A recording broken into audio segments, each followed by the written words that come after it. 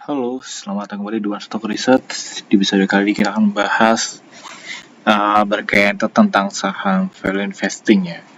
Dimana menurut saya sahamnya ini cukup menarik untuk kita bisa hold sampai akhir tahun ya. Nah, mungkin dari food latar belakangnya mungkin teman-teman udah menduga ya. Mungkin sahamnya antara MTEK, SCMA atau Bukalapak ya. Atau mungkin Superbank ya. Karena ini ada logo Grab-nya ya. Cuma di sini saham yang akan kita bahas adalah saham Bukalapak. Nah, kenapa sih Bukalapak ini menarik dan kenapa saya ngomongnya saham value investing ya? Nah, kalau misalkan kita lihat, teman-teman udah tahu ya Bukalapak secara company profile ini sebenarnya perusahaan startup di mana startup Bukalapak ini awalnya adalah di bidang jasa e-commerce ya, bisa jasa e-commerce, cuman di bulan Februari gitu, kemarin ya, dia udah menutup untuk bisnis e-commerce-nya. Dan mengapa Bukalapak ini menurut saya sangat value investing ya? Nah, teman-teman bisa lihat market cap-nya Bukalapak itu 17 triliun. Dan cash-nya dia itu 17 triliun juga. Jadi artinya apa? Artinya kalau misalkan Bukalapak ini harganya satu perak ya, teman-teman ini masih punya perusahaan yang memiliki cash 17 triliun. Jadi harga fairnya dia itu ya seharusnya lebih mahal ya. Karena cash per share-nya itu hampir di harga sekarang itu hampir 1:1. Nanti kalau misalkan Bukalapak bagi dividen seluruh cash-nya ya kita beggar gitu ya.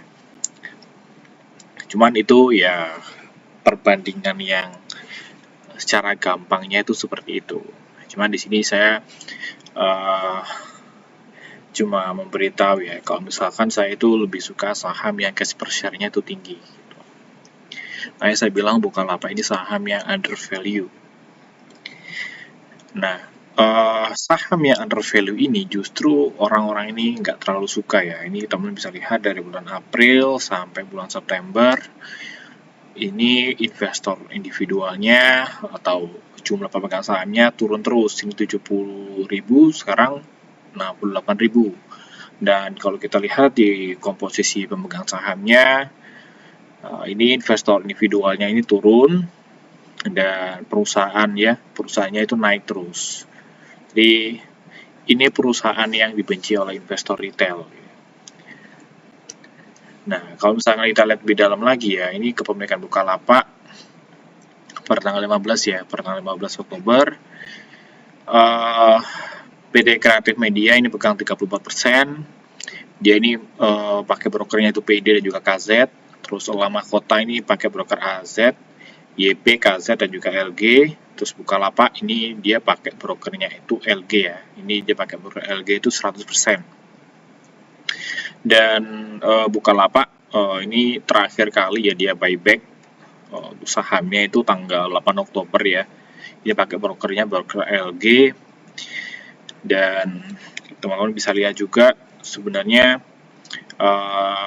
si MTEK ini ya, si MTEK ini dia ini brokernya itu ada YP, KZ, dan juga LG. Nanti kita bisa cross check di broker summary-nya ya. Nah, ini mungkin lebih detailnya lagi ya. Nah, ini kalau misalkan teman melihat komposisi lokal corporate-nya itu naik terus.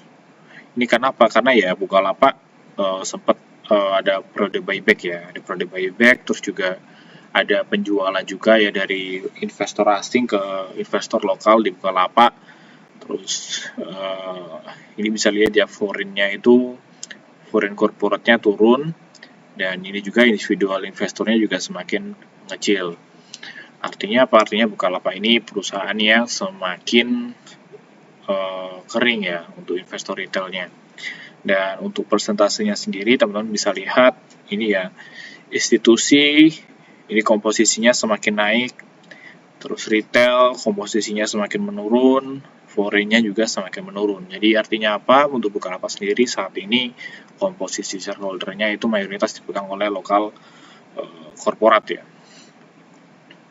Dan ini juga bisa kita cross check juga lewat broker summary ya. Di broker summary-nya sendiri ini Bukalapak lagi ada buyback, totalnya itu 1,4 triliun ya, di harga 148. Dimana periode buybacknya itu terjadi di 2 tahap ya, dimana tahap pertama itu dia beli 768 miliar, dan di periode kedua itu adalah 710 miliar. Jadi kalau misalkan kita total ya kurang lebih 1,4 ya, 1,4 triliun. Dan periode buybacknya ini sebenarnya dimulai seingat saya Februari atau Maret ya. Itu baru berakhir di tanggal 6 Oktober kemarin.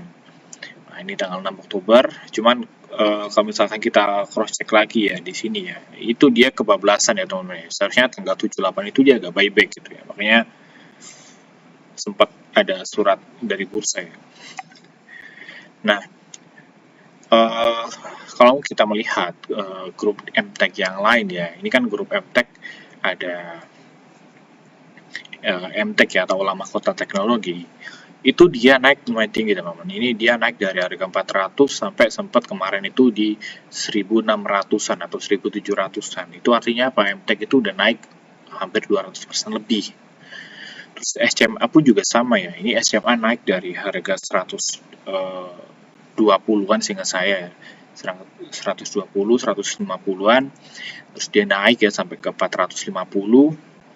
Dan kalau misalkan kita lihat ya dia naik hampir 200%-an, dan balik lagi ya untuk broker yang beli itu hampir sama ya.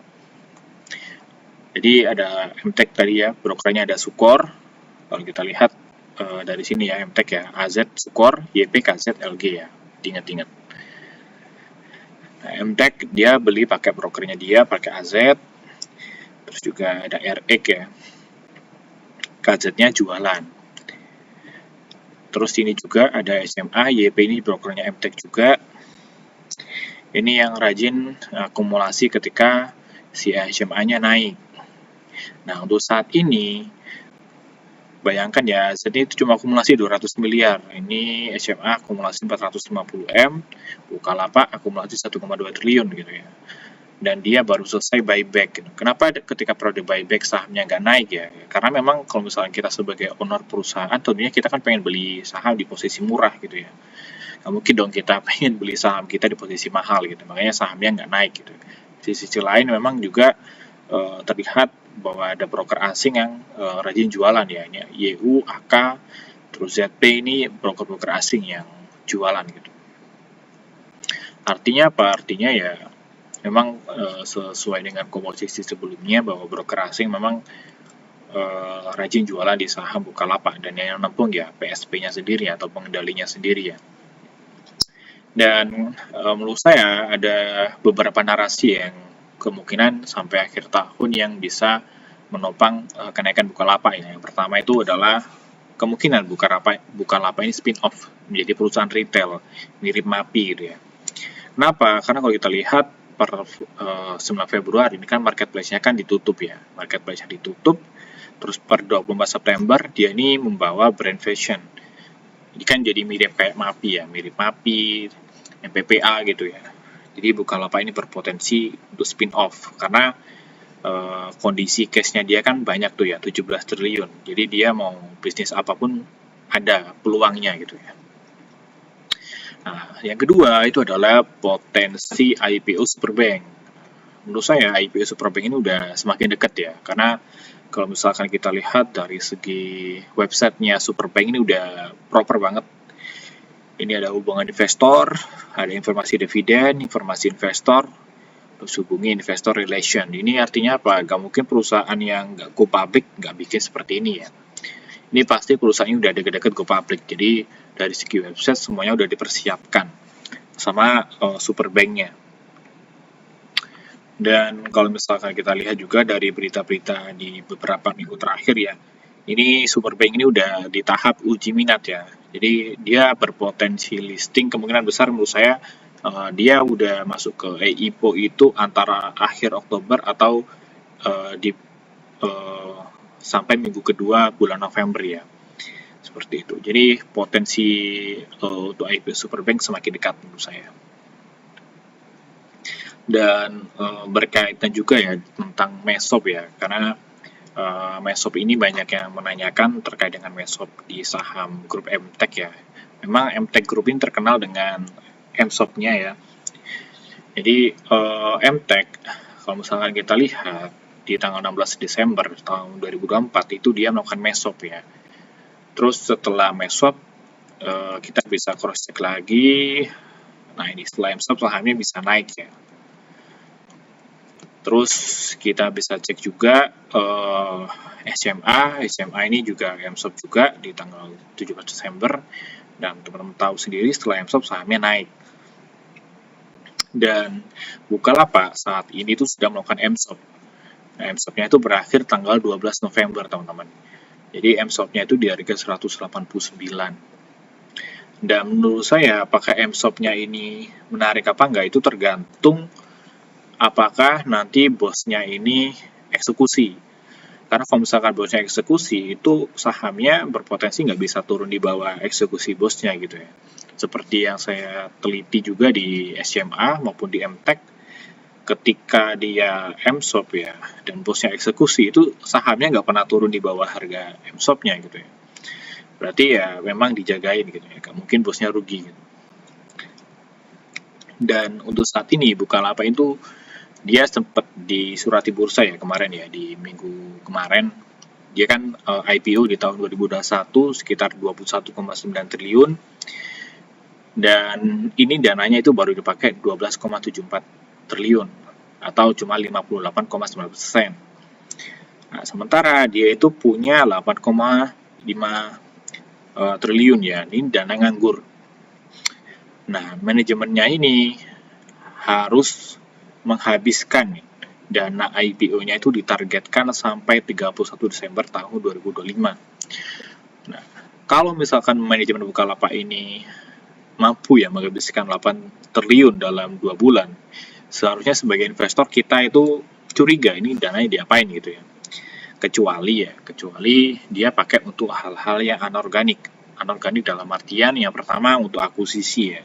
Untuk akuisisi, atau mungkin dia mau bikin usaha baru ya, yang membutuhkan modal besar ya, atau mungkin yang terakhir ada aksi korporasi yang lain ya, misalkan dia ada penempatan di IPO-nya Superbank atau aksi korporasi yang lain. Dan menurut saya ini menarik ya, apakah nanti kedepannya manajemennya ini menambah pemakaian untuk sisa IPO-nya, karena kalau misalkan dia mau menambah berarti dia harus izin OJK terlebih dahulu, dan menurut saya itu agak ribet ya. Tapi kalau misalkan dia buru-buru menghabiskan ya solusinya cuma di hal-hal yang anorganik ya, seperti yang saya jelaskan tadi. Oke, mungkin itu aja dari saya. Buat teman-teman yang tertarik ya untuk jadi nasabah One Stop Research, bisa hubungi di 0811 888 4657. Oke, sampai jumpa di next video.